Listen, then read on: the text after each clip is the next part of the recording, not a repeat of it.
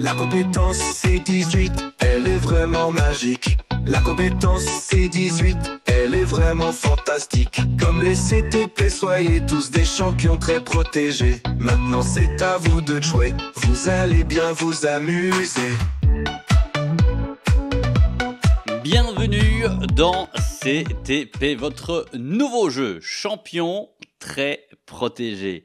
Aujourd'hui, le thème du jour est lié à la protection des personnes et à la prévention des risques qu'elles encourent sur le web et en utilisant les technologies numériques. Avec nous, deux candidats. Jean de Liège. Bonjour à toutes et à tous. Et de l'autre côté, Mike qui nous vient de Jette.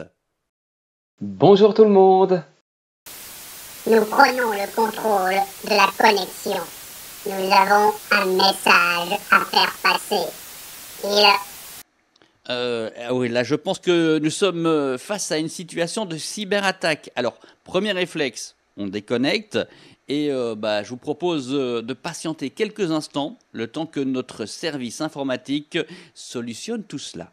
La compétence C18, elle est vraiment magique. La compétence C18, elle est vraiment fantastique. Comme les CTP, soyez tous des champions très protégés. Maintenant c'est à vous de jouer, vous allez bien vous amuser. Allez, de retour sur le plateau de champions très protégés. Enfin, si j'ose dire ici, parce que Mike, visiblement, votre ordinateur est mal protégé et vous avez été victime d'une cyberattaque. C'est le moins qu'on puisse dire, Marc. Je pense que je n'ai pas mis un mot de passe assez fort sur mon ordinateur. Je n'ai plus qu'une seule chose à faire, aller revoir la compétence C17. Ah, je pense que cela s'impose. Bon allez, il est grand temps de commencer le jeu. Objectif, marquer un maximum de points afin de devenir un CTP, un champion très protégé. Commençons par la première question. Le premier qui lève la main répond. J'ai un problème. Je n'ai pas de bras. Ah mince, pas de bras, donc pas de chocolat. Et on ne se moque pas ici, hein. Je fais comment, moi?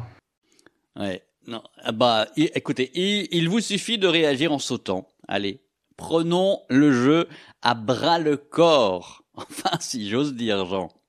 Allez, bon, première question. Et elle tombe à pic puisque l'on vient justement d'être victime d'une cyberattaque. Par le biais de quel outil une cyberattaque passe-t-elle inévitablement? Jean a sauté le premier. Votre réponse, Jean? Je dirais... Internet. Oui, en effet, une cyberattaque est menée en ligne via Internet. Et pour info, il s'agit d'un ensemble coordonné d'actions menées qui vise l'attaque d'un dispositif numérique. Vous pouvez vous applaudir. Ah non, j'oubliais, vous ne pouvez pas. Arrêtez un peu de vous moquer de moi. Ça devient vraiment du harcèlement ici. Oui, non, c'est juste. C'était juste pour vous taquiner, mais vous avez raison. J'en prends conscience et je vous prie de bien vouloir m'excuser. En parlant de harcèlement, tiens, la transition est une nouvelle fois toute trouvée avec la deuxième question. Parlons du harcèlement en ligne. Votre justification sera importante, attention. Quelle est l'image qui, selon vous, correspond le mieux à une situation de cyberharcèlement? Mike, c'est pour vous, votre explication. Alors, pour moi, ce n'est pas la troisième, car elle fait référence à la cyberattaque mentionnée dans la première question du jeu. Ni la deuxième, car nous y voyons une situation de harcèlement. Les gens semblent présents physiquement autour de lui. Pour moi, c'est donc la première, car en plus de la situation de harcèlement, on peut voir l'utilisation d'une technologie pour envoyer plusieurs messages blessants et malveillants. Hey, voilà une réponse très complète. Cyberharcèlement est en effet du harcèlement qui est réalisé à travers la technologie. Et bien entendu, il est important d'apprendre à l'identifier afin de s'en protéger. Cela fait donc 1 point pour Mike. Question suivante. Devant vous se trouvent des lettres en désordre. Qui, parmi vous, peut trouver le mot caché?